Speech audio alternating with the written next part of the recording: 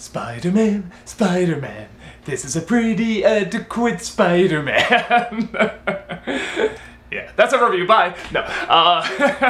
Okay, so we just got back from a con, but we saw Spider-Man Homecoming. If you hear any weird sound, it's raining outside, so sorry. There's a thunderstorm. It's a portentous, like, prophecy of things to come. There you go, yeah, maybe. Yeah, everyone's loving this movie, and we liked it too. I thought this is a very fun, enjoyable, funny, ridiculously charming action movie. And as Spider-Man movies go, it's okay. It's good. It's a good movie. Everyone's gonna be like, they're just on their keyboards ready, but it's a good movie. This will definitely dispel the rumor that I think we're on the Marvel take. Yeah. Let's definitely let's do this, because before we get fucking stoned by the internet, let's go over the things we really liked about the movie first. Yeah, no, and honestly, it's hard. Well, here's the funny thing. To talk about the best parts of this movie, you kinda have to go into spoilers. Yeah, so I say we'll give just sort of our initial thoughts, and then we'll do like a spoiler if you haven't seen it, and then we'll do the spoilers afterward. Because really the best stuff in this film does involve spoilers. The best thing about it, Michael fucking Keaton. I mean, Michael is literally fucking Keaton. He's just so much fun. You know, here's the thing. What's bothered me about the other Spider-Man films is, outside of Doc Ock, who I was like, that was pretty close to perfect. The Sandman was pretty good, but the movie around him was so terrible. Even Kevin's motivation. I mean, his motivation is good, but then at the end, it's like, what happens to him and his daughter and he's the one who was there when Uncle Ben was shot. Green Goblin kind of goes without saying. I think we both have a soft spot for him, but he's pretty ridiculous. No, Willem Dafoe himself is amazing. Yeah, that fucking stupid mask and that glider thing, and I never believed it for 1 second. So this is the first Spider-Man villain outside of Doc Ock that I'm just like, that's it. And they managed to make it different. It's updated. And yeah, it's updated. It's brilliant the way they make it fit within the larger Marvel Cinematic Universe. He's like scavenging parts left over from the Avengers battle, so all the alien tech or Agent S.H.I.E.L.D. tech and stuff. He like scavenges it and builds his own set of wings. The mask it's legitimately creepy and intimidating, and it's a cool mask. Very simple but effective. Yeah, the effects on him have weight. Like, that was one of the problems with the Goblin, and it's a problem with CGI in general, is that when they fly, I feel no sense of weight. It's just like, bzzz. This guy, when, like, he lands and when he hovers over you, I feel like there's this presence there looming over you that I never got with the Goblin. More than the CGI on Spider-Man, actually. The effects, I'll kind of say, are not very good in this movie. It's kind of like the Wonder Woman movie, but I mean, it doesn't bother me that much. Yeah, we are really not that much farther than we were. Like with the first Spider-Man, honestly, which is very strange. Honestly, probably for effects, I'd still say the Mark Webb films might have the better effects. Yeah, honestly. The first one, second one gets a little silly, but the effects on Vulture, I thought overall were they were good. They were pretty solid. His character arc, he actually had a character arc. I'm not entirely sure Spider-Man's had a character arc yet, but you know, where he came from, his motivation and everything. No, the Vulture. Yeah. Oh, okay. Yeah, made sense to me. Like, I'm like, okay, I get his motivation.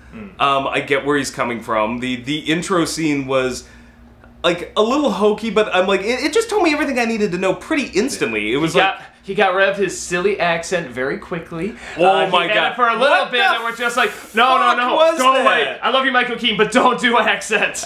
You're like the Tom Hanks of accents. You don't want to do it. Yeah, I'm from New York. You can't fire me. I don't know what that wasn't a New York. That was a new what accent. It was a new what accent. But they nixed it very quickly. Yeah. Very quickly. It's almost like after he like read 4 lines, he's like, I'm dropping this. Spider-Man boy, let's be honest, is very charming and very awkward, but very Spider funny Kid. too. No, Tom.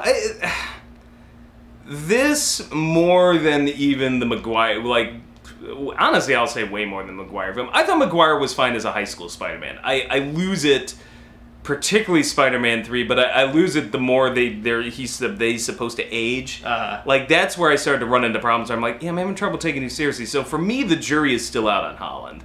Because I'm like, this is only high school. It's like, can he do adult Spider-Man? Well, Are they going to even do it? We were talking about his voice, and like, oh my god, if he's like whatever, 20 or whatever, and that's his voice, oh my god, we're always gonna have this voice, he's never gonna grow up, but then we're hearing like that's a voice he's doing to sound younger. If it's an effect, I'm really hoping that's it. So there are moments where I'm just like, oh my god, kid, like that voice, like... No, it's just like, oh my... They make a joke where he sounds like a girl in the movie, and I'm like... He actually has a voice alter, which is very funny, and the guy's like, oh, you're that girl that was probably like, oh, not a girl! Yeah, it's very funny. But I'm just worried because I'm like, we were supposed to get a Spider-Man in our Spider-Man movie? Hello? We're still have to wait a long time to get a Spider-Man. Yeah, so I'm... Jury's still out. I'm hopeful. I'm just a little worried because he looks so young. Now, he's playing 15, so I'm like... He looks the part! I'm like, that's fine for this, but I'm like, when it gets to a point where it's like, oh yeah, Spider-Man's out of college, are they going to be able to pull that off? Or I'm just going, no, you still look 15.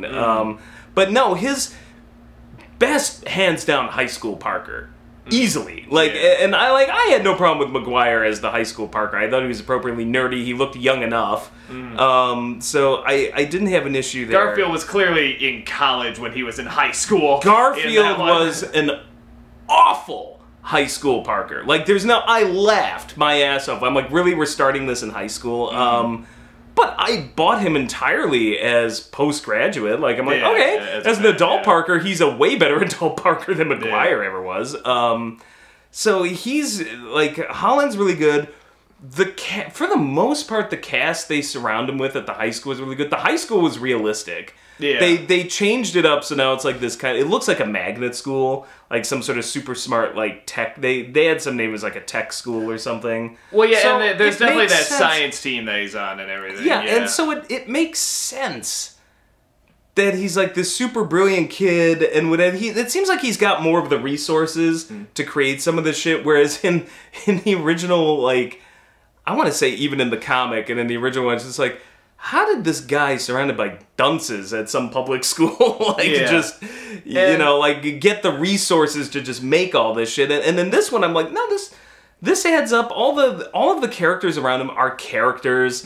They're like fun. They're likable. It's super funny. Yeah, I believed the high school. A lot of these jokes, if I read them in the script, I wouldn't laugh. But then when you see them done, it opens up when you see him. He's filming himself. Like, on his phone, I'm thinking, oh Christ, we're doing this, we're good, but it's hilarious. It is so funny, and so many of these jokes you think like, okay, well, we've seen these before, and we've seen this kind of stuff.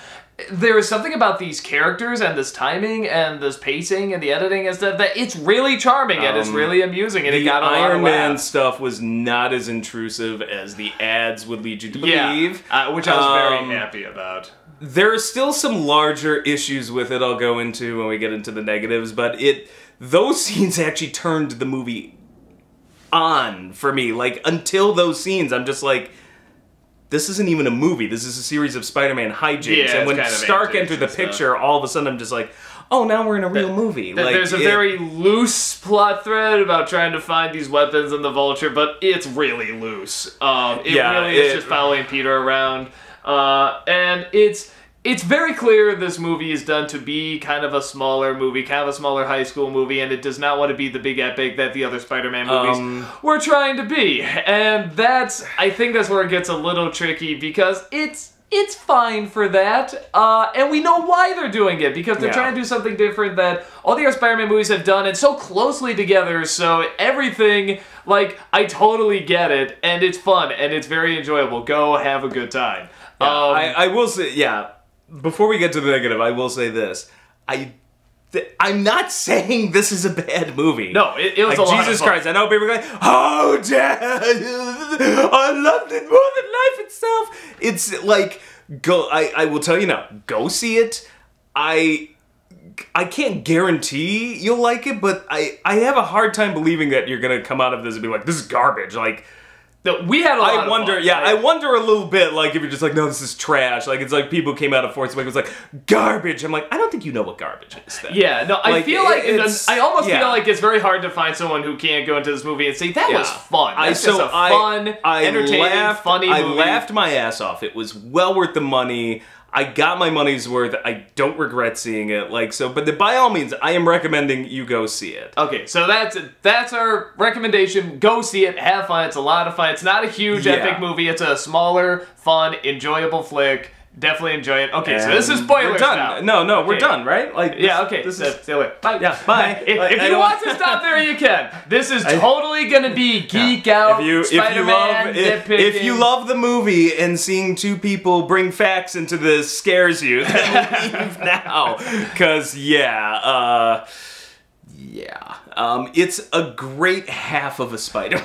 Yeah, the second half, I'm like, this is fucking awesome. The first half, I'm like, this is cute. For the most part, is near pitch perfect. The first half, I'm just like, I'm watching a series of like, you know what it feels like? It's like those things they do online where it's like, see what Peter Parker is doing in between the other Spider-Man movies. That's what the whole fucking thing No, feels you actually like. Nailed it when you said the first half kind of feels like Nickelodeon Spider-Man. Nickelodeon's or Disney Channel Spider-Man. Yeah, but done well. It's done well here's the thing. and funny, but it is that is what it feels like. And like, take this with a grain of like, just don't kill me, but I'm just gonna say it. It is super fucking shallow.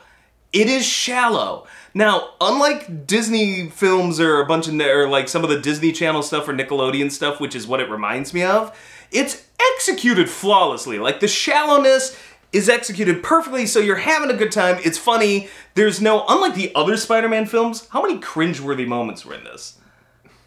Can you remember any? The effects, a touch. No, but I mean, I'm talking about characters. Can you remember any? Yeah, the only one I could think of from any of the Spider-Man movies where I'm like, okay, that was pretty sad. There was no cringeworthy in this was The Amazing Spider-Man. All the other Spider-Man movies have, oh, what, that got by?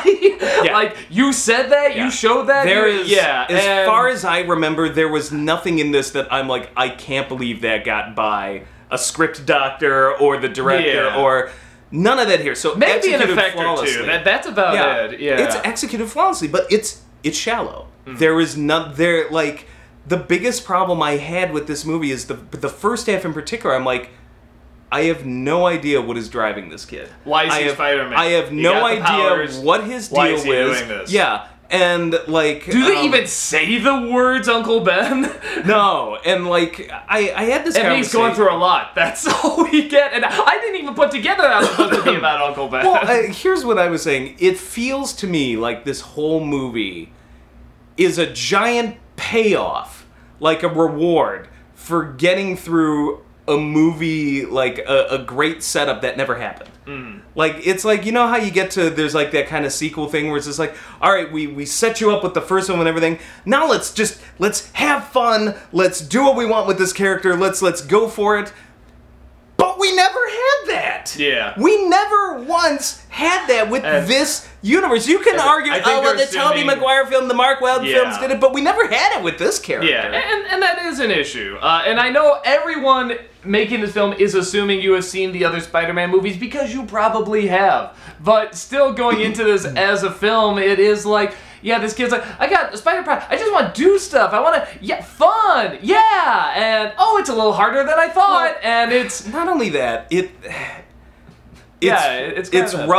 rough because what little, and I mean little, character development there is for this Spider-Man, all came in another movie. Yeah. Anything that told you who this kid was came in, which one was frickin' Civil War? Yeah, came in that movie. Like, because I was just like, maybe I'm nuts. Maybe they told you everything you needed to know about Peter Parker and Civil War. And so I watch it, like, they told you a few things. It's like, well, but it's all this cryptic kind of, like, shit that would work fine in that movie. Because, like, aha, Because they're going to tell us in the Spider-Man film that's coming. Only they don't tell you in the Spider-Man film that came! I'm still kind of holding out in another Spider-Man movie that we are going to get an origin story. And I'm hoping they do, because if they do, I think this would actually kind of be brilliant. That you have this film just to kind of have fun and stuff. And then the next one, kind of like an anime, in the next one, you go into the origin and the past and stuff like that. You can have more time to work it out. Because I think, because I do agree, people are sick of seeing him bit by the spider, that's Uncle what Ben the die, and Civil so War on. bit was about. That's what that should have been about. You don't go like, oh, well, we're going to give you the tease in Civil War, and then be like, now we're going to give you a 2-hour tease. Well, but hold on. No, hold on. And then we're going to finally tell you what this guy is about. You've seen a ton of these animes where they drop you off right in the middle. It's not until episode 6 or 7 that they actually put the backstory. No, not true. Normally, you get a pilot episode. Sometimes it's a 2-parter, and then right away you launch. The best episodes, okay, Full Metal Alchemist. Yeah, that dumps you in. The original FMA dumped you in, like, somewhere in the middle of the story to give you an idea of, here's this guy, here are the powers they have, here's this mission they're on, here's what they can do. 2 episodes. Episode 3 starts right at the beginning and gives you the origin story. You sure it was? Actually, I'm not gonna do it. Positive. You would know more than me, actually. Don't I'm lecture not gonna, me about Full Metal Alchemist. No, I thought it was further in, but so you're probably right. This is the problem. I'm like, okay, so that's what Civil War was about. And I had no problem with the way they did in the Civil War. No, but there you go. Civil War is episode 1. This would be episode 2. The next one would be episode 3, where they get the backstory. This was this is a 2-hour movie that you blew. And the thing is, I don't even need a full origin story. That's not the issue. I don't need the whole bit with Uncle Ben from the very beginning and this and that. But to make okay, like we were talking about this at Kineticon. I was talking to Carl's wife, and she was just like, oh, well, like, yeah, but you don't want to see the whole origin story. And I'm like, well, I get that, but you want to, like, mention something. I'm like, well, I mean, they mention Uncle Ben, right? I'm like, no. Her jaw just dropped, and she's like, how can you not even mention it once? I'm like, search me! Like, I'm just, and that's the problem. I have no, and people are like, well, but you know the story of Spider-Man. Well, you know, I'm like, do I? Do I really? Because here's the problem I have. They have changed every single damn thing they can in this movie. Another thing and I'm not complaining about the changes. I think most of the changes are fine. But when you change everything around the character, including the time that this is supposed to start, it's enough where you go, wait, did what we think happened happen? Because they never mention Uncle Ben by, I'm not sure they ever mentioned him by name in Civil War or this. They never mention he got shot. The closest we get is, well, after everything Aunt May went through. So that's not enough! Well, okay, here's my thing. I didn't even draw the connection. Am I supposed to assume that he got shot? That Peter feels responsible for things like he kind of hints it in Civil War, but I'm like, was he directly responsible for Uncle Ben getting shot? Was Uncle Ben killed in the Avengers fight with the aliens in the sky portal in the Avengers? Like, I have no freaking clue. No, here's the thing. Even, let's say it did. Let's say he did die any of those ways. Let's say Uncle Ben is dead. Does he act like he just lost an uncle? Does he act like he is doing this because he lost an uncle? No. And if it happened pretty recently, he got over it pretty quick. He's doing it, you know, for one of 2 reasons, or both. Either because it's just the right thing to do, a great power can great responsibility, or it's just fun. No. That's what I would get out of this movie. In Civil War, like, watching that scene again in Civil War, I'm like, right there in that scene, I could see, I lost somebody dear to me, I want to get it back, this and that, but they never specifically said it. So I'm like, okay, well, they're filling it in, and it's okay, because that's Tony Stark's story. And it connects with Tony Stark's, you know, being responsible for what's happening in his plot line. But now that we're in this one, it, like, literally, I was talking to some of the Team 4-Star guys, and they were suggesting, and they're not wrong, he's like, well, there was a character arc. The idea is he's tasted power and the ability to save people when he worked with the Avengers, and he wants to do it again. He wants to get it back, and he keeps screwing it up trying to get it back. I'm like, okay, that's fine, but that has nothing to do really with, like, Uncle Ben, there's no connection back to, like, oh, I experienced this trauma. It's kind of like Batman wanting to be Batman to impress his girlfriend. Like, if that's something else, it's like, okay, but it's kind of like, but wait, wasn't the parents kind of the big motivation? It's kind of the one thing you don't really touch. So I looked back, that's what, like, so I've got this, like, I got this, like, in 1992, so I was, like, 12 years old. So I thought, well, because I'm like, he's like doing this to impress the Avengers. I'm like, it just seems kind of shallow to me. And then I thought, well, you know what? The original Spider-Man, I'm like, Fantastic Four. yeah, tried to join the Fantastic Four. So I looked that bit up again. I'm like, yeah, I remember being kind of a jackass. I'm like, so let's read this again, because I had not read this in like 10 years. I look at it again, and it's like right there in print, like, oh yeah, I have to do this because Aunt May's gonna go frickin' broke because Uncle Ben is dead, and I have to do, so that's why I want to join the Fantastic. So it's right there, like, and that's the thing. I don't need everything. I don't want another like Uncle Ben. Just a few lines, like something that just indicates like that's what you need to do is just reground us. Like, particularly when you changed everything else, reground us, just tell us where we are with this character. And this movie never tells you where you are with this character. And for as fun as it is, and it's, I love the characters, and I love how fun he is and everything around it, it just feels like a Disney Channel high school movie. Yeah, well, like, without any idea of what's driving it. Does not, I'd argue, it does tell you kind of where you are, but it doesn't emotionally make sense. No, I had no emotional connection to him, even if it hints and you're supposed to read into it, it's like, this does not connect to why Spider-Man does what he does. I only had an emotional connection to him after, like, this is where the spoilers come in, Stark takes the suit away. When Stark, that's the weird thing, it was like, oh, is there too much Stark in him? Like, no. Surprisingly, it's for just my the right money, amount. when Stark shows up, that's when the movie suddenly that's when it became a real movie. He's kind of the mentor that comes, and it's like, here's the plot point. Well, that's the weird thing. He's Uncle Ben, only he's alive.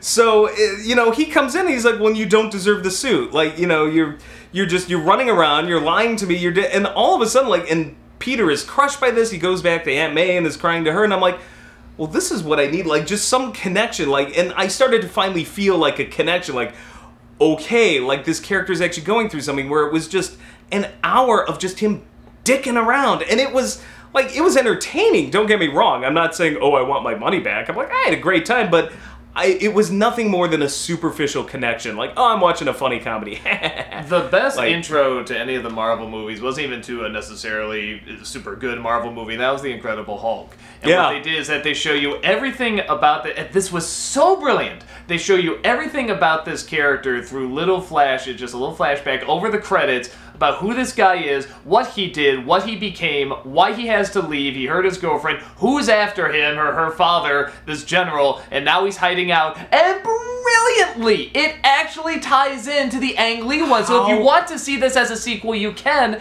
And I feel like if they did something like that with this Spider-Man, just these little touches, that would have been hints. Brilliant. Or even like that would have fixed a lot. One scene, maybe, with Aunt May just reaching, like, she's just like, I'm just under so much stress, like, I've got so much shit going on, and Uncle Ben is dead, and, like, just something, so I'm like, okay, we're reconnected, like, I know where we are now. I just did not get a grip at any point until the second she half. said Uncle May's been through a lot. Would you ever look at her and think she's been through a lot? They make nothing but hot jokes about her. And that's another thing I'm not getting, like, okay, so it's really weird. There's a great scene, and it's ruined by the jokes about Aunt May, because they make, you're unusually hot aunt, and the guy running the diner is like, yeah, she's hot, and then Peter, like, speaks to him in Italian or something. So there's this great scene where Peter's like, kind of lies to her and says, I lost the internship with Stark, because Stark's like, fuck it, you can't, I'm taking the suit back. And she, like, I can't even, okay, so, she, like, he's, like, sitting down, and she walks up to him, and, like, her waist, like, her pelvis is right here, and she, like, brings him in, and brings the head in, and, like, I could only snicker. Like, and I'm like, this is they're trying to do a touching scene, but they've just made her just this object of, like, yeah, she's hot. Then when that happens, I'm just like, they turned it from luckiest nephew in the world. They turned it from a touching scene to a touching scene. Yeah. And the thing is, like, you can't be sincere about it. And I will give the Raimi Spider-Man this. As hokey as it is, it was still sincere. And by cutting out, like, by trying to make it so I'd argue the Mark Webb one, the first one is very sincere too. This movie is strangely insincere at points that it ruins the really truly sincere points in other parts of the film. I think it's a really good way of putting it. It does not feel, even though he's very charming and likable. That is a Marvel problem. You're right. DC fans celebrate. I'm saying this is a Marvel issue.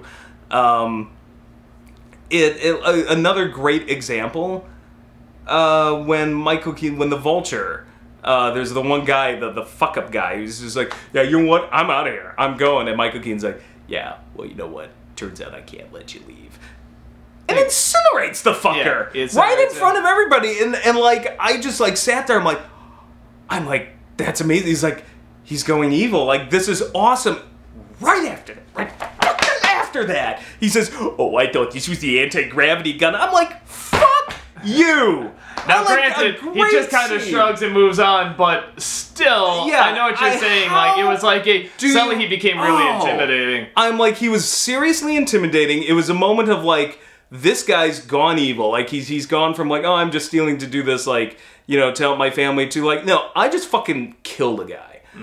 And it turns out like, well, I didn't mean to do that. Like, you do not cut off Michael Keaton's balls like that. You just don't. This is fucking Batman. This guy incinerated clowns with his Batmobile. Well, and to be fair, this leads us to another huge spoiler, which in our opinion is where the movie gets really good. Yeah. Is why he's doing it. Yeah. And they don't fully reveal why he's doing it until the middle, and so many plot threads come together in this one phenomenal reveal that we've seen in so many other movies, but when it's revealed here, the audience just goes, like nuts, and they're all snickering, and they're uncomfortable, and it's just this great scene. Brilliant scene. Where he has this crush on this girl, was it Lily, I think? Something like that. I mean, I wanted to say Valerie, but I think that really is Toombs' daughter. Yeah, they changed the names, which I thought I'm like, okay, like, you played some shady shit to get away, but they changed the names in the comic. He's going to take her to Homecoming. He's not being Spider-Man. He's getting used to being, you know, the high school kid. Okay, maybe I can do this. Goes, knocks on her door. There's the Vulture. There's Michael Keaton. Everyone goes, oh! And the first thing that goes in my head is, oh my god, he got her. He figured out who he is. That's what I thought, yeah. And then it's like, oh, hey, it must be Pete. Come on in, my daughter's waiting. And everyone, the audience just goes, oh my god, oh my god, oh my god, oh my god, because you have to literally, the best thing about this, we saw the screening at Connecticut and at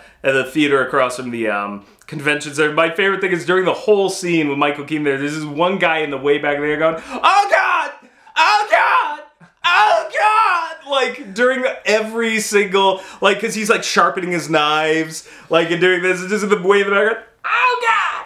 Oh god! And it's one of those things where it's like, you know, the quote-unquote girlfriend in this movie. It's Keaton at his best. It is absolute Keatonist. Yeah, the eyebrows. And the girl, way of speaking, honestly, like, it's just perfect. The girl, honestly, in this movie is just the girl. There is nothing to this character at all. And you kind of realize, like, okay, well, this really works out well, actually, because when you see where it's going, it's like, okay. They do another bait and switch, which is they're making her look like she's going to be Mary Jane. She's not. She's not. She's they switch it out daughter. Pretty much for another Black Mary Jane. Yeah. Which I thought is a little funny, seeing, you know, how there's always idiots that blow up. I will say, like, I couldn't give two shits about the racial guy. I'm so fucking sick of it. It's not a white redhead. Don't fucking care. I will say this though, what does worry me a little is I have zero problem with changing the race of somebody. I'm a little worried when you do a wholesale switch of personalities. Yeah, like, because you changed the character. Because this like, Mary Jane, this Mary Jane they go with is very Daria, and in a weird way, I'm like, I could see Gwen Stacy doing that more than I could Mary Jane. Like, Mary Jane to me was always either of them. I couldn't see either of them, but Mary Jane was always like the firebrand, the actress, the drama queen.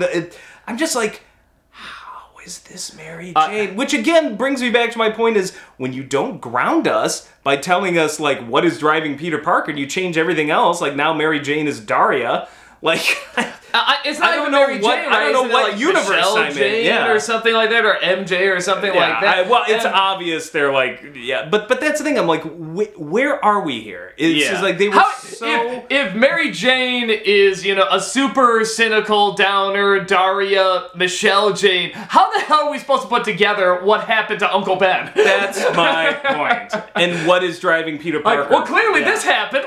Did it? Yeah. They don't even say the guy's name. Is Uncle Ben gonna come in the next movie? Honestly, I mean, all I got out, and this is like Spider-Man is one of the most.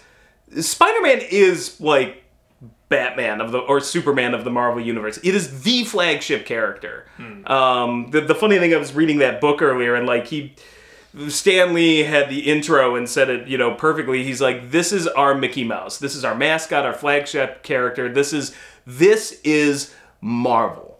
That is Spider-Man. Then he ended with Excelsior. Yeah. He actually wrote that. And he's really, really complicated. So you can't, just dumb it down to, I just want to help people. No, there's more to it to that. And that was literally the only thing I got out of this movie. And it's the only thing I got. I got hints in Civil War, but it's the only thing I got out of Civil War was he starts as I get it, you want to help the little guy. That was it. And I'm not saying that that's not noble. He's not even bullied that much. He's kind of bullied by other geeks. The most complicated character in the Marvel Universe is now I just want to help people and be a cool Spider-Man. No, there's just more to him than that. And I said this online, and people are like, how do you think that these movies don't get it? I'm like, each movie has managed to just not get something fundamental about the character, and that is this movie's flaw. That's what it doesn't get. That there's more to him than just, I'm just some dopey high school kid that just wants to help people.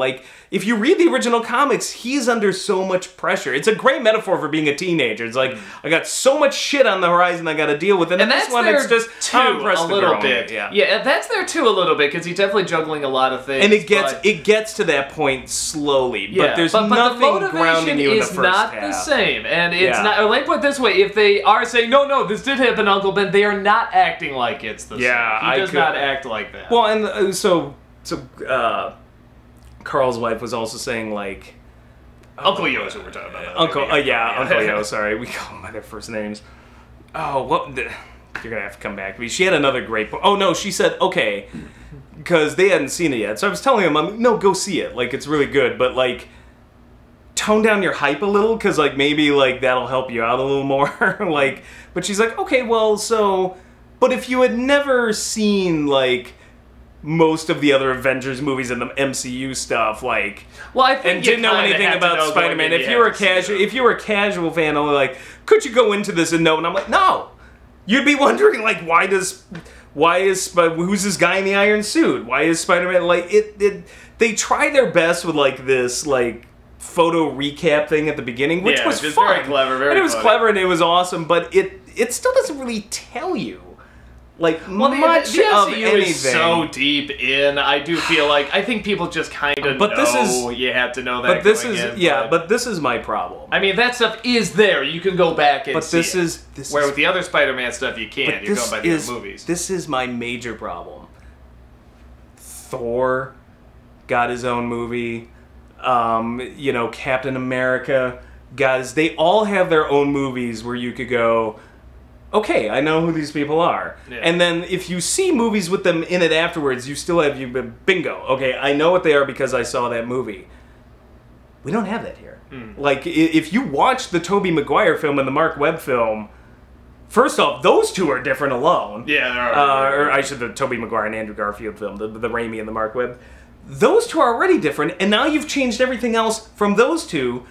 You don't know where you are. Yeah. And that's bad storytelling. I'm sorry, I can't get around, and it's a fun comedy and a great movie, but when people are like, this is the perfect Spider-Man film, I'm like, no! It's not even a Spider-Man film, it's a half Spider-Man film. As far as I'm concerned, there is no spider film. Yeah, there is no perfect Spider-Man film. No, and that's... I don't think we're ever gonna get one. And that's kind of what bothers me about all of this, is and people are like, you're being too hard on it, I'm like, I'm not, because I'm saying go see and it's a great movie, but I do mourn the fact that I feel like this was the last chance, the last shot. And now we're done. I'm just never going to get a really, truly great Spider-Man film that gives me his origin, gets what Peter Parker is about, the whole package. Each one has a piece of the package, and this is probably, I would say, my second favorite. I like Raimi's Spider-Man 2 a lot, and this is my second favorite, and this might be my second favorite, too. It's a fun-ass movie. Don't get me wrong, but... I'm like, we're done now. I'm like, this was the last shot to just be, and maybe if I'm wrong and they do a great origin story afterwards now. I'm hoping they will. I'm holding out hope. I'm just not sure how you do it, because at this point we're so far into it. But it would be very, very difficult.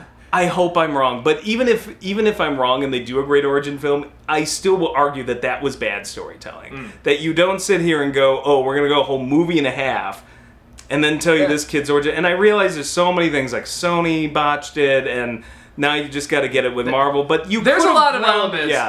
You could have grounded it a little. A few small steps could have gone such a long way, and they didn't take it because they wanted to go for jokes. They wanted to do the usual Marvel thing. Well, let's make it entertaining. Which I get. I totally get. But it's not. Within a decade, but when people tell me it's a perfect Spider-Man movie, I'm like, no. Within maybe a little over a decade, we've had like 3 different Spider-Man movies. I can't even think of a movie series. We've just had 2. Just these totally different. Fantastic Four, maybe the closest. That was 2. They only had 2. I mean, we're on 3 now.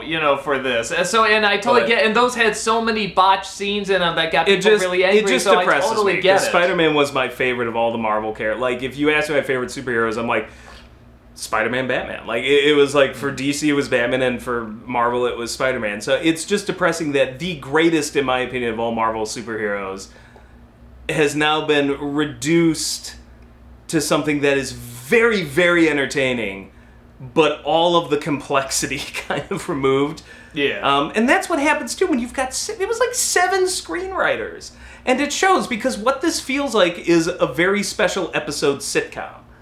Where it's just like, all the jokes are funny, and they land, and they hit a few dramatic moments, but it's still just kind of shallow, like most sitcoms are. Like it's very light. It doesn't achieve anything more.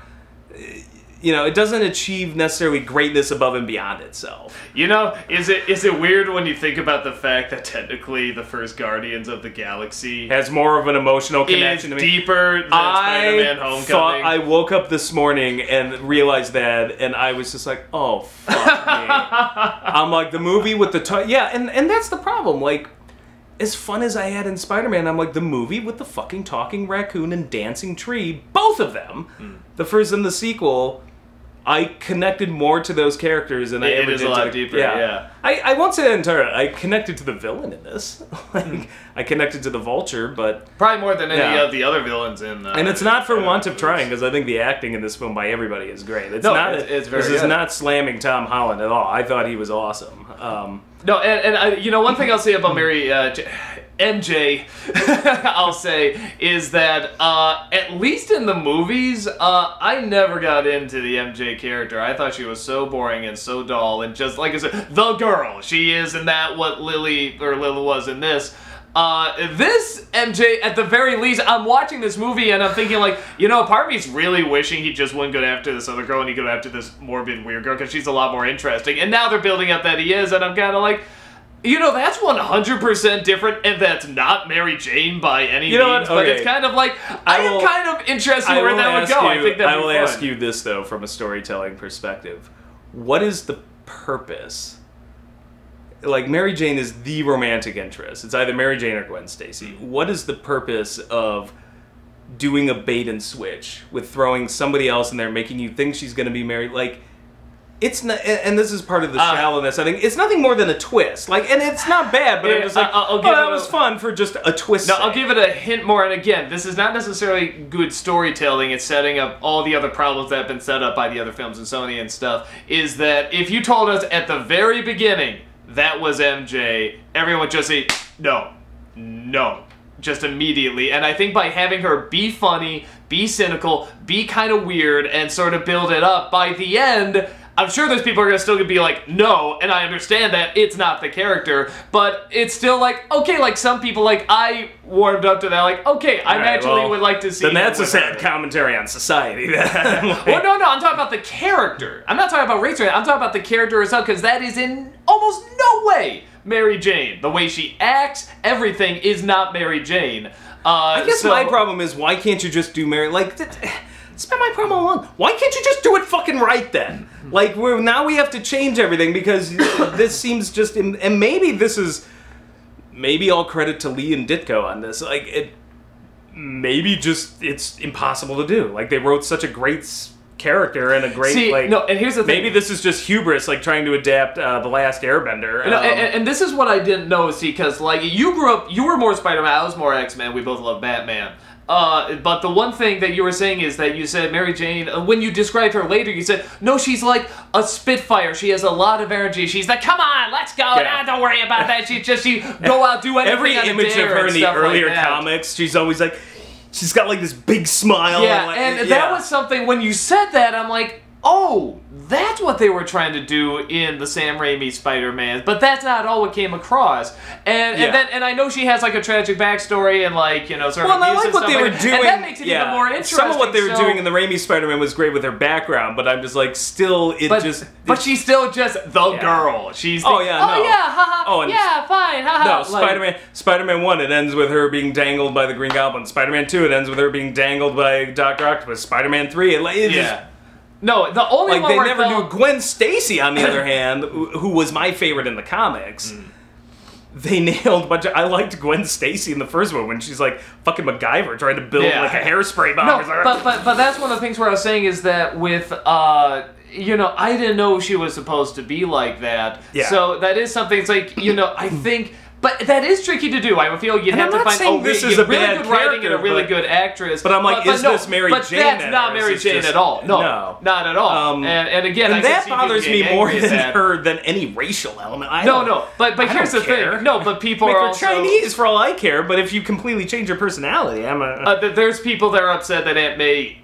is a lot younger and pretty much a totally different character. But I can also look at her and be like, no, that's fun. That's different, and I've seen it before. I've seen the other ones before. It's one of those things where it's like I can see both sides. I don't have problems with changes as much. Like I would probably have less problems with any of this if there was some grounding going on. If you could like take us through steps to like, okay, this is the universe. But as we've noted, they just don't. And then it's weird the way they fix some problems. Like putting in the tech school is interesting. But there's still other problems, like, now it's all geeks picking on each other. Yeah, that's a little weird. The funny thing is, like, it's ironic, but it also makes me laugh because this is what the internet is all about. How many times are we watching nerdy-ass fanboys? What the hell are we doing right now? Yeah, and they're basically, like, picking on other people for, the geeks have now completely become the bullies in many cases. The geeks have inherit the derp. But this is my problem, is that for switching all of that around, which I thought, well, this is actually kind of clever. I was talking to the Team 4-Star guys about this because I thought that they had a good point. And Andre Meadows, the Black Nerd, said he loved that aspect too. He was like, geeks will do that. They will turn on each other. And I'm like anyone will, yeah. So that wasn't the problem. The weird thing is, for all of the changes they made to that, they make the same mistake. Even worse, though, I think, than in some of the earlier Spider-Man films with their stupid portrayals of high school, which is, okay, Flash. Why is he popular? He's the jock. He's muscular. He's not. Okay. No. In the original. Yeah, the original. This one, smart, I guess. But no, he's not that smart. No. Okay, so here's the thing. I have no idea. Flash on every single level in this version. Yeah, Flash on every single level is a fuck up. He's unlikable. He's unlovable. That's the thing about Flash in the Raimi Spider-Man. All right, he's a jock. Like the girls and the other guys is admiring him for his muscles, physical prowess. This guy has nothing. Like I was like trying to think of like what is his deal. I'm like, well, maybe he's super smart. Not super smart. He's an idiot. He drags the rest of the team down half the time. Well, maybe he's really funny. He's not that funny. He has like a crack or two against Peter, but it's not very good. His best is Penis Parker. That's as far Penis as it goes. Parker. I'm like this guy has no redeeming quality, and they're just like, know that was but he's the way. Yeah. And until they mentioned it's Flash, I'm like, why is anybody like? There has to be a reason.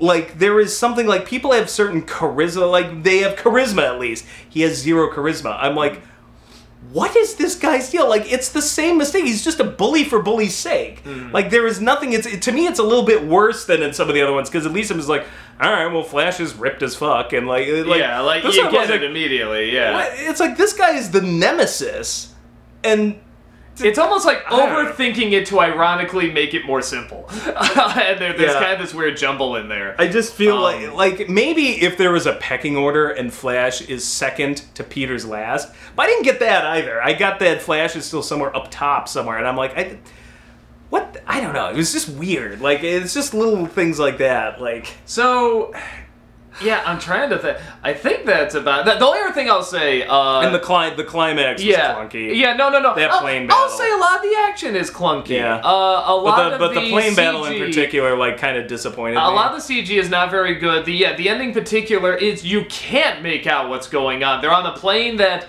cloaks itself, so there's that. Then parts of the plane start fidgeting, so some of it's flashing white. But when it cloaks, it's kind of cool, and I'm like, well, you can do things with this, and they don't. And then parts of it start fidgeting, they're messing around with things, so it starts flashing white parts of it. There's sparks flying, and it's in the dark.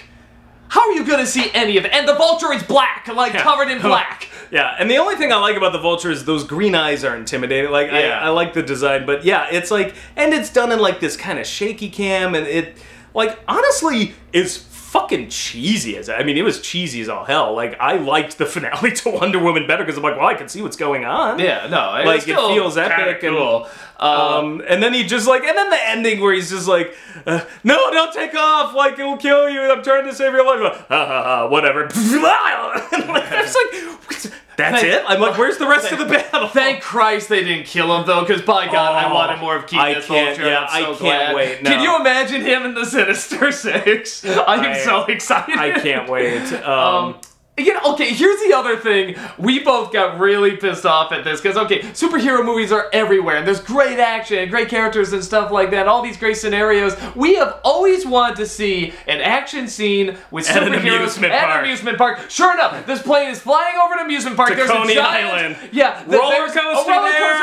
Oh, imagine Spider-Man can stick to stuff. The Vulture could pick up innocent civilians and threaten to drop. There's like can you so imagine much a fight scene on a roller coaster? So much shit you can do. Sticks on the roller coaster while it's going over the hills, the Vulture is flying around. The possibilities!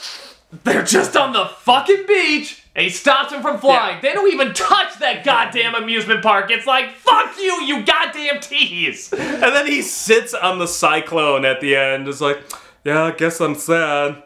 It would have been cool to have a fight on this roller coaster. When is a superhero movie gonna do this? Spider-Man would have been perfect. He can stick to stuff, stick on the roller coaster. No, if it goes upside down, they with still a flying villain. And, I can't. Budget cuts. It's like, well, Sony still owns half of this. We're not gonna go all. Just take out the amusement park and don't tease us. Because Marvel or even DC, I don't care. Somebody get on that. Get a climax that's an amusement park on a roller coaster. Come on! It's right there! It'd be amazing. Ned is in this. I don't know if they're gonna go full Hobgoblin with him or not, or frame, like, do the storyline from that, but... Who is... one of Parker's, like, best friends. It's you can either go, Hobgoblin? Yeah, kind of. It's a long story. They have a nice I'm wondering what, like, because Ned ends up becoming a reporter too, I think, like, if I'm have a nice properly. Hint to Ultimate Spider-Man in there. I thought it was clever. That is like, there's that too, yeah. Yeah. Which at first I was thinking, like, well, wait, but then there'd be two, just marketing-wise, that'd be configured. There's two Spider-Mans in a movie verse. But then I'm thinking, like, if you do another Spider-Man movie, he comes across him, gets the backstory, and then there's just kind of two running around working together, and then he goes off in his other movie called Ultimate Spider-Man. It's like, yeah, that could totally work. You could do that. Although I hear they're kind of combining the two stories here, too. Like, the best friend, I guess, is kind of like Miles Morales' best friend. But I don't know a ton about it. I had to be told afterwards, like, no, this is a connection to Miles Morales. I'm just like, oh, okay, like, everyone says that's a really good Spider-Man. So, okay, after saying all that, it's still fun. It's an enjoyable. It's just not. It's just not the perfect Spider-Man movie that everybody's in. It's sitting at 93. It's got the cool gears. It's got the cool gadgets. And I'll say this: the suit is amazing. Before you go, I love the eyes changing. I mean, that actually added so much more character when he's Spider-Man, having those eyes change. Yeah, and it's sitting at 93% on Rotten Tomatoes. And if you know how Rotten Tomatoes works, and a lot of people don't, it would not work 93%, or it's not. So, they can say I gave it 3 stars. Yeah. If you get all 3 stars, you get 100%. A lot of the reviews I'm reading are in the 3-star category, and that's what I'm like. This is a 3 out of 4 star movie. Yeah, that's what I would say. A very entertaining 3-star movie. So go see it. It's not the perfect Spider-Man. At this point, I'm not sure we're ever gonna get the perfect Spider-Man. I'm just that one aspect of it depresses me. It is the best high school Parker I've seen, so it nailed that right. And I think a lot of people got so burnt out on the other two that they're giving this one major passes. Yeah, and I'd argue and I think his charisma and the fact that it's fun counts for a lot. And I think people are giving it major passes because of that, because this is the best high school Parker we've seen. When they're like, it's the perfect Spider-Man, I'm like, no, it's half a Spider-Man. But the things that it got right are done so good, I think you're just like shut up! Which I understand, because we've been burned quite a few times. I can't blame people for that, but if you're gonna like throw rocks at me and be like, how dare you say this, it's just like, it's not like it isn't there. It's not like re-examine the movie, are not there. And look at it as, remember, this is Marvel's greatest superhero. Don't you think maybe we should mention Uncle Ben once? Like, you know, like something like... Yeah. But no. But it is fun. We liked it. I'm sure we'll get a lot of hate for all the stuff we brought up, but I mean, it is true. It is all there, you know, and we still like to find. And it's more. It pisses me off more with this film even than some of the others because it got so much right. Yeah, in a really entertaining way. And it was very charming. That I want the whole package. Now it's like you've really given us a taste of what could have been, and it's like, but still. I'm with you. This is probably my second favorite Spider-Man. I like Amazing Spider-Man the most. You like Spider-Man 2 the most. I like Spider-Man. I Amazing Spider-Man. They're very different, but I mean, they're probably below that. Raimi's Spider-Man after that. Spider-Man 2 and 3. Spider-Man 2. Yeah, Amazing Spider-Man 2 and then Spider-Man 3. Jesus. Yeah, like those. Yeah, that's tough. Honestly, I probably like Amazing Spider-Man 2 just because the chemistry between them are so charming. Those two was so good, whereas Spider-Man 3 was such a dumpster fire on every level. Yeah, like I can't think of one redeeming thing about Spider-Man 3 outside of Sandman. There's a lot of things I do like in Spider-Man 3, but you claimed it was great, and I've never forgiven you to this day. No, I did not say it was great. I said out of all these movies, it has some of the coolest scenes I've ever seen. I still stand by that. Spider-Man 3, when I think of the biggest cinematic disappointments of my life, that ranks somewhere in the top 5. Because I was so psyched after Spider-Man 2, like, we've got him to a point where we're maturing him as an adult. The third one, this is going to be it. Like, this is going to be great. Like, because Spider-Man 2 was so good, and then I'm just like, this is one of the most disappointing things I have seen in my just entire accept life. it. Because the other two, I'm like, okay, I guess this is just what we're doing. So by the time 2 ended, I'm like, okay, I'll just accept whatever, goofy, crazy, whatever, and maybe that's it. I set the bar so low that when I saw Spider-Man 3, it had some of those cool scenes. I'm like, okay, and you set it really high, that when you saw the really, really bad scenes, it like just brought you down. So it's I have no doubt that that's what's going on here with some people. I think a lot of people set the bar really low because of what we've had so far, and I get where they're coming from. And honestly, we kind of said we were not especially I said it in the middle. I'm just like, I said it directly in the middle of just this could go either way, and I sat there and first half of the film, I'm like, I am having such a good time. But I just sat there, I'm like, there was something in my head, I'm like, something's not right. Like, I'm not clicking here. I'm like, I'm laughing, I'm having a good time. We were all laughing. Like, the theater was just... But I'm like, there's just something off. And I spent, like, hours afterwards just with whatever little free time we had, like... Just whatever little free time we had, hours and hours. Well, no, because I didn't even post about it till. But no, I spent hours thinking about it over the next 2 days because I kept waking up every morning thinking my thought was going to change. Like, no, it's way closer to perfect than I thought. It was like the more I thought about it, the more I'm just like, no, it actually gets a little, like, worse and worse, not like it's a bad movie way, but I'm like, it's not perfect. It's kind of like that climax to Wonder Woman gets worse and worse the more I think about it. Like, and I love Wonder Woman, but I'm like, man, that climax just gets dumber and dumber and more disappointing the more I think about it. I am hopeful nothing would make me happier than if they do another one and they nail I think they can. His motivation. Oh, sure, they can. No, just like they could have done it right this time. No. But I think they can do it, and it can kind of redeem this one and the problems of this one and stuff. I'm not saying they will, but I think they can. I think it'd be tricky, but I think it can be done. I want that to happen. I'm not saying it can't be done. I have no hope. I'm going in now with zero expectations, apart from, well, because Marvel may have an out, will be entertaining at least. But yeah, it's the sort of insincerity. There's a great video out there that makes some legit points. I argue the examples they pick are kind of wrong, but there's a video that's talking about like why Wonder Woman works where some of the Marvel films don't.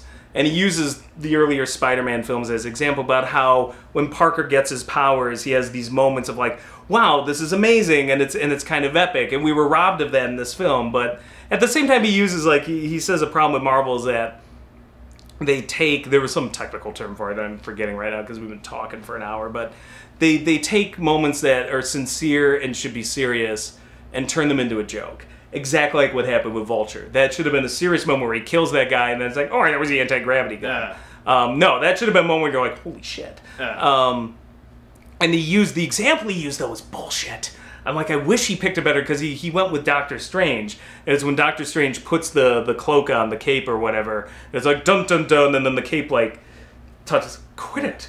He's like, there, that's the example. I'm like, but that's the wrong movie to pick, because the whole point of Doctor Strange was, this was an arrogant, narcissistic son of a bitch who had to be taken down multiple pegs to get to a point where that's a good point. So that actually worked so well in that movie. It's such a bad example to use, but this movie I think has a number of good examples where, like, this should have been heavy, instead we went for this is missing the sincerity in a number of moments that the Raimi film had, but the Raimi film was so hokey in other moments, and the Raimi's film's climax was garbage, where they did the Mary Jane Gwen Stacy switch up, like, you know, like they put her on the bridge instead of the Goblin, and so it's like each one gets a piece, and this one got a lot of the pieces right and does it so well, but it's still not the complete package. Yeah, neither of us think this is the perfect Spider-Man that a lot of people are saying. It's a step in the right direction, but yeah, I hope they listen and take it to heart. Like, give us something to latch onto with this character. This is Peter fucking Parker. This is Marvel's greatest superhero. If you were to He's more than just running around high school at the fucking homecoming dance. Yeah. You were saying that Stan Lee was saying that Spider-Man is like their Mickey Mouse, and even though I like X-Men, I like, these other ones and stuff, I like Spider-Man fine, I see why he's Mickey Mouse. It's a complex, interesting, phenomenal character, has all these great powers and this great backstory and stuff. If you were to show me this movie, you'd be like, now that you see why Spider-Man's amazing, right? I'd be like, no. I'm like, well, he's a cute, like, that's adorable. Yeah. I would not be like, why is this guy the greatest? That's fun. I wouldn't be like, haha, yes. I'd like, you show me Batman, and be like, that's DC's most meaty, complex character. I'd be like, yes, I get it, Here, hold on. It's right. You gotta look up that battle. It's right here. Let me just read this to you. And the lean, silent figure slowly fades into the gathering darkness, aware at last that in this world, with great power, there must also come great responsibility. And so, a legend is born, and a new name is added to the roster of those who make the world of fantasy the most exciting realm of all. Things I did not get out of this movie as entertaining as it was. Right there. Right where I can't. There's it's backwards. You gotta go. Yeah, like that. yeah. Right there. Yeah. Look at that image. Yeah, look at that image. Like, and that's what's missing. That's where I think this film doesn't get it. Holy Christ, that's good writing. No, because it's fucking Stanley and Ditko, right? Yeah. Really good writing. That's what Raimi and Raimi didn't succeed always, and the film has a lot of problems, and that's another issue. But that's what he got. That's what Raimi got, and this film doesn't. That's why none of them is complete. I'd argue even the first Mark Webb tried to get that, and in many ways got it. And this, this one, it's Tony, it's Tony Stark talking in a Porsche through the suit, and I'm like, that does not have the same resonance as that. No, and there's silly moments, don't get us wrong, but I mean, this is the first of the new Spider-Man movies, and that is definitely not it. But it is fun. As an entertaining film, it's great. You'll get your money's worth. Funny, entertaining, charming, delightful. As a representation of this is the movie that represents the greatest superhero of all time and it's perfect, hell no! Yeah. I don't know what to say. But it's fun. It's a very fun movie. So I know just keep going rough. back and forth it's here, rough. This is what happens when you talk about cultural icons. Yeah. Okay, and that's why we're harping on this, because this is the hugest thing in Marvel ever. Yeah. So don't take this like we're saying the movie sucks, but it's very hard. You have to weigh everything, and it's a lot of fun. Go see it. Enjoy your money. Just I don't think it's perfect. Yeah. No, I agree. I still recommend it. It's loads of fun. Yeah, it's definitely not the perfect Spider-Man in our opinion, but yeah, so there it is. Hope you guys have fun on our rambling. I have no idea how long this went, probably a while. Hope you have fun stoning us to death. Yes. This is coming. But So, wouldn't be the first time. wouldn't be the first time, Yeah, but so, cool. We will see you next time. Bye. that was cathartic. That felt good. Still see it, but catharsis. A little bit.